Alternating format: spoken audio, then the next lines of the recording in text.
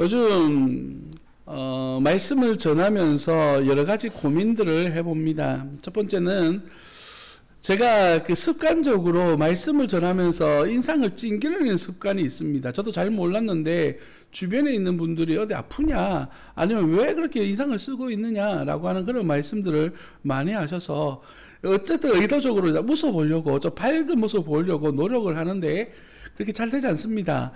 좀 제가 기분이 나쁘거나 화가 난 것이 아니라는 거 미리 말씀을 드리고 이렇게 좀 편안하게 말씀을 함께 묵상했으면 좋겠고요. 두 번째는 촬영을 하지 않습니까? 카메라는 저 위쪽에 있고 제가 여러분을 보면서 설교하다 보니까 카메라를 이렇게 지켜봤는데 제가 눈을 감고 설교하고 있는 줄 알았습니다. 그러니까 눈이 안 보여서 저는 눈을 감고 있는 줄 알았어요. 저 분명히 눈 뜨고 있습니다. 미리 말씀드립니다. 혹시나 제가 눈 감고 설교하고 있구나 이렇게 생각하지 않으시기를. 오늘 좀 딱딱해 보여서 이렇게 좀 가볍게 시작했는데 여러분 좀 웃어주십시오. 감사합니다. 오늘 말씀은 이렇게 시작합니다. 21장 1절에 내 하나님 여호와께서 내게 주어 차지하게 하신 땅에서라고 말하고 있죠. 하나님께서 약속의 땅을 허락하셨습니다. 그리고 가나안 입구에서 광야 2세대들을 향하여 주시는 말씀이 오늘 본문에 말씀드린 것이죠. 그러면서 앞쪽에서부터 시작되어진 모든 말씀들의 시작이 동일합니다. 내 하나님 여호와께서 내게 주어 차지하게 하신 땅에서라고 전제를 주고 있어요. 그 이유가 무엇이냐면 두 가지 의미가 있는데 첫 번째는 반드시 내가 이 땅을 너에게 선물로 주실 것이라는 거예요. 가나안 땅이 들어가는 과정은 어떻습니까? 텅 비어있는 땅에서 깃발만 꽂으면 내 땅 되는 그런 수준이 아니었습니다. 들어갈 때부터 전쟁을 치러야 되고 생명을 빼앗아야 되고 지난주에 살펴보았던 것처럼 진멸 모든 것을 태워버려야 되는 그러한 전쟁을 치러야 되는 치열한 전쟁을 치르면서 차지해야 될 땅입니다. 그런데 하나님께서는 네가 반드시 차지할 땅이다 라고 그렇게 말씀하셔요. 그리고 두 번째 이유는 무엇이냐면 네가 그 땅에서 누리며 살아갈 때에는 이러한 그 기준 안에서 가치 안에서 살아가라 라고 하는 두 번째 의미가 담겨져 있어요. 오늘은 이 두 번째 의미를 좀 더 우리 가슴판에 새기는 시간들을 좀 가져보려고 합니다. 하나님께서 우리에게 믿음으로 허락하시고 주신 땅 가나안, 우리의 영적 가나안은 예수 그리스도를 믿으며 살아가고 있는 삶의 모든 현장들을 이야기합니다.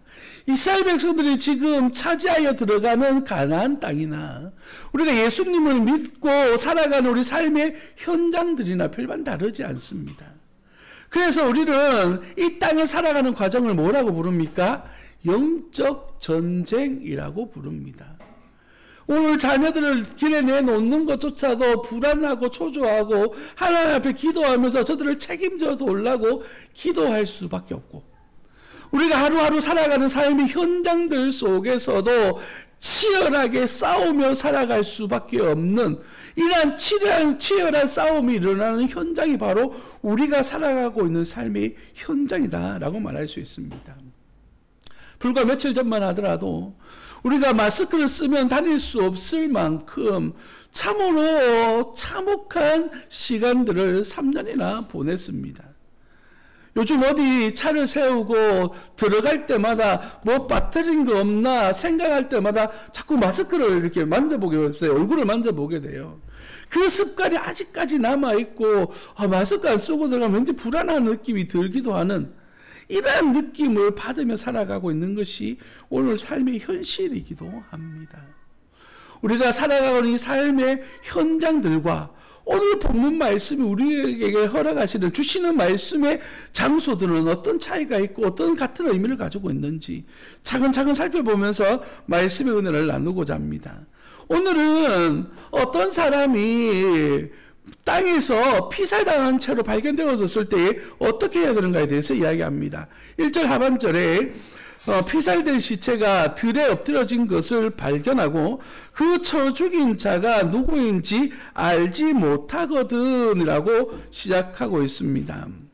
여러분 생명을 빼앗는다라고 하는 것은 하나님의 형상인 하나님의 사람들의 생명을 빼앗는 일이기 때문에 제6계명에서 말하고 있는 살인하지 말라라고 하는 계명을 어기는 일입니다. 그래서 누군가 반드시 죽였던 사람이 있었고 그 살해를 당한 사람이 있는 것이죠. 그런데 우리 하나님께서는 그 죽음을 빼앗는 것이 단순하게 하나님의 생명을 빼앗는 것, 하나님이 허락하신 생명을 빼앗는 것에만 포함되어지는 것이 아니라 죽음을 가장 어떻게 표현하냐면 피를 흘려서 땅을 더럽힌다라고 하는 표현을 사용하십니다. 그 말은 하나님께서 약속의 땅으로 주신 가나안은 불의한 일로 인해서 생명을 빼앗기거나 생명을 빼앗는다든지 하나님이 거룩하다 하신 곳에서의 억울한 일이 생기지 않도록 하나님의 은혜와 보호하심이 있는 장소다라고는 의미가 포함되어져 있습니다. 열왕기하 24장 말씀에 보면 이렇게 이야기합니다. 이 일이 유다에 임함은 곧 여호와의 말씀대로 그들을 자기 앞에서 물리치고자 하심이니 이는 문하세의 지은 모든 죄 때문이며 또 그가 무죄한 자의 피를 흘려 그의 피가 예루살렘에 가득하게 하였음이라 여호와께서 사하시기를 즐겨하지 아니하시니라 라고 말합니다. 므낫세가 죄를 지었는데 어떤 죄를 지었습니까? 무죄한 사람들, 죄가 없는 사람들의 피 흘리는 죄를 이야기합니다. 창세기 4장에서는 이런 무죄한 피에 대해서 이렇게 이야기합니다. 피가 땅에서부터 호소한다. 자막을 내려주세요. 여러분, 가인이 자기의 억울함, 자기 스스로의 분노를 이기지 못해서 자기 동생 아벨을 죽여버렸습니다. 그 피의 소리가 하나님 앞에 상달되어져서 하나님께서 이 가인을 저주하시고 가인에게 벌을 내리셨어요. 이것이 바로 하나님께서 가지고 계시는 어떤 피에 대한 원리인 것이죠. 그래서 하나님께서 허락하신 가나안 땅에 누가 죽였는지 알지 못하는 피가 흘려졌을 때에 어떻게 해야 된다라고 오늘 말씀을 주시는 것이에요. 여러분, 상식적으로 한번 생각해 보겠습니다. 이 주변에서 살인사건이 났어요. 여러분하고 상관이 있습니까? 없습니까? 전혀 상관이 없는 이야기이지 않습니까? 그런데 하나님께서는 그 시체가 있는 곳에서부터 거리를 재서 가장 가까운 성읍에 있는 그 장로로부터 정결하게 하는 예식을 통하여서 너희가 이 죄에 대한 책임이 없음을 하나님 앞에 나타내라 라고 말씀하셔요. 그 책임을 우리 믿음의 성도들에게 묻는 것이 아니라 너희가 여호와 상관이 없다는 사실을 드러내라 라고 말씀하시면서 모든 지파들 사이에서 오명을 가지지 않도록 누명을 쓰지 않도록 하나님께서 보호하시는 역할을 하고 있는 거예요. 여기에다 책임을 묻는 것이 아니라 하나님께서 이 모든 일을 정결하게 하심으로 말미암아 책임이 없다라고 하는 사실을 인정해 주시는 것이죠. 사람들은 섣부른 판단을 내리기가 쉽습니다. 저쪽에서 죽었으니까 아마 저 성읍에 있는 누구 중에 한 사람 아니겠나 라고 하는 섣부른 판단을 내릴 수 있고 그 속에서부터 억울한 일을 당하도록 만들 수가 있어요. 왜냐하면 죽은 사람들의 친척 입장에서 그 가족 입장에서 얼마나 억울하겠습니까? 명명백백하게 드러나기를 원하지 않겠습니까? 그뿐만 아니라 가까운 곳에 있는 이들에 대하여서 의심의 눈초리로 보지 않겠습니까? 하나님께서는 이러한 상황을 아시고 그들에게 그렇게 할 수가 없다라고 말합니다. 오늘 보면 9절 말씀을 보시면 이렇게 이야기해요. 너는 이와 같이 여호와께서 보시기에 정직한 일을 행하며 무죄한 자의 피 흘린 죄를 너희 중에서 제할지니라 라고 그렇게 말씀하십니다. 너에게 전혀 책임이 없어 라고 말씀하시는 것이 아니라 너희가 이 행위를 통하여서 너희도 거룩함을 받아야 돼 라고 말씀하시는 거예요. 우리 주변에서 일어나는 일들에 대해서 우리가 책임 없다라고 말씀하시는 것이 아닙니다. 오해하시면 안 돼요. 우리 주변에서 일어나는 일들에 대한 책임은 무관심했던 것이 책임이라는 것이에요. 거기에 대해서 관심을 보이지 못했고 사람이 상해 나가는데도 그 일들에 대하여 해결하고자 하는, 죄송합니다, 그 일들을 방지하고자 하는 노력들을 하지 않은 것들에 대하여서 너희들이 책임이 있으니까 이 일을 통하여서 이 백성들 사이에서 거룩함을 유지하도록 만들어라 라고 하는 것이죠. 사랑하는 성도 여러분, 우리는 이 도시들을 평가할 때에 좋다 나쁘다라고 하는 평가를 어떻게 내립니까? 일단 제일 중요한 것 중에 하나가 뭐냐면 그곳에 갔을 때 내가 환영받을 수 있고 그리고 치안적으로 안전한 곳이다라고 하는 느낌을 받아야지만 이 사회가 좋은 사회고 정말 믿을 만한 사회다라고 여기지 않습니까?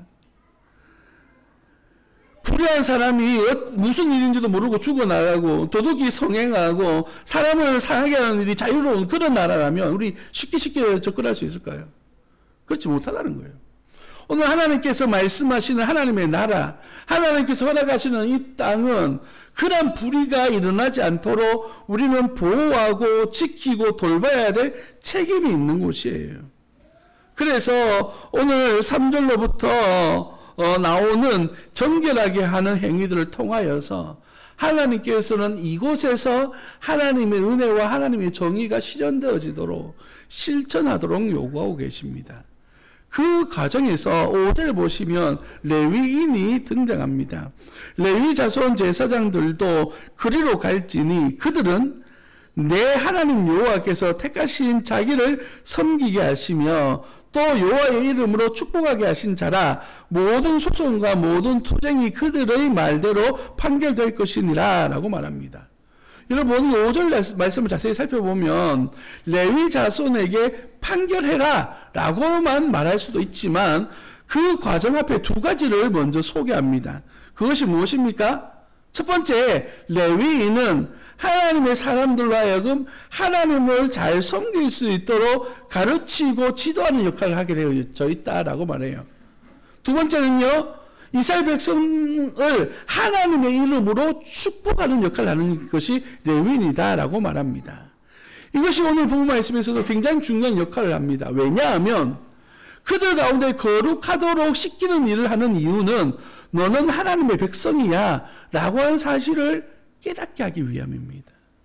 나하고 상관없는 일을 내가 굳이 해야 되나? 우리가 죽인 것도 아니고 우리 주변에서 일어나서 그냥 표현이 죄송합니다. 재수 없는 일을 당했는 것뿐인데 우리가 굳이 이러한 일들, 어린 암송아지 한 마리를 잡는데요, 한 번도 몸에도 메어보지 않고 일도 안 해본 그런 어린 양 한 마리를 잡아 죽이라는 거예요. 제사장의 축을 내가면서까지 일을 하도록 요구하시는 하나님의 의중은 너는 내 백성이기 때문이다 라고 말씀하시는 겁니다. 두 번째는 무엇입니까? 이렇게 함으로써 하나님의 축복이 여러분 가운데 있다는 사실을 알게 하시는 거예요.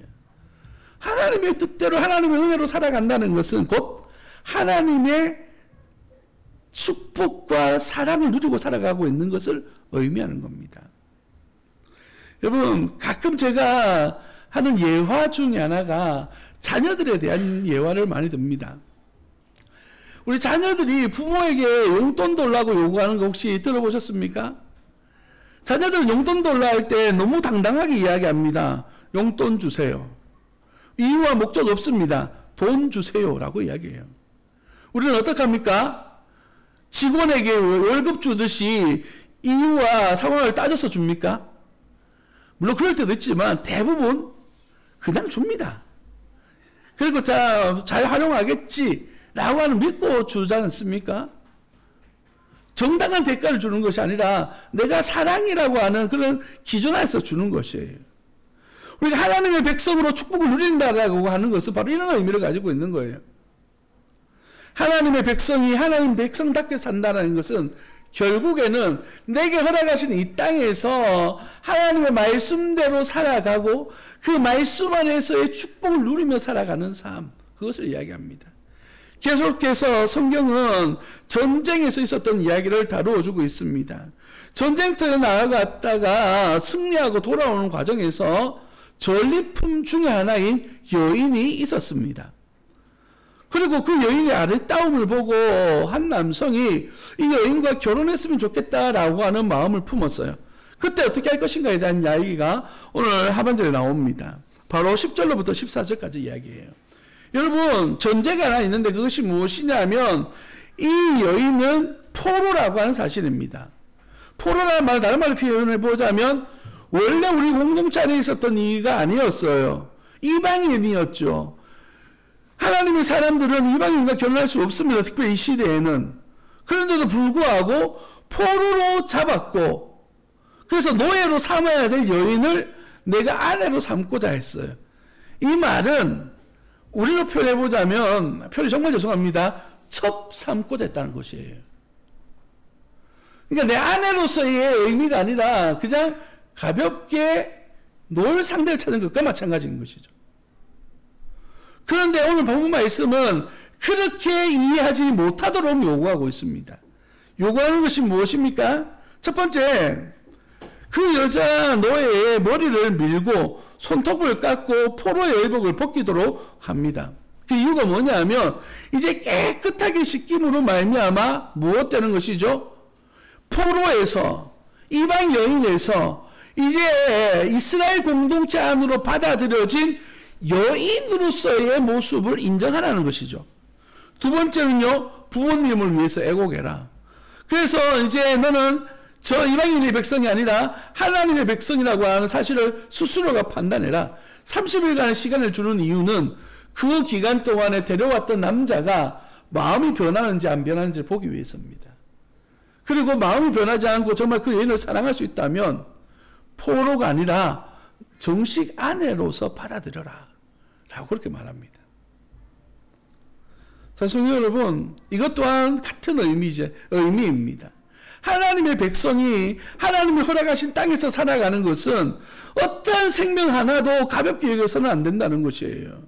내가 전쟁에서 승리한, 표현이 죄송합니다, 하나의 전리품밖에 안 되는 여인이라 할지라도 이를 내가 취하는 과정 속에서는요, 하나님께서는 여인으로, 아내로, 한 사람의 인격체로서 받아라 라고 말씀하시는 겁니다.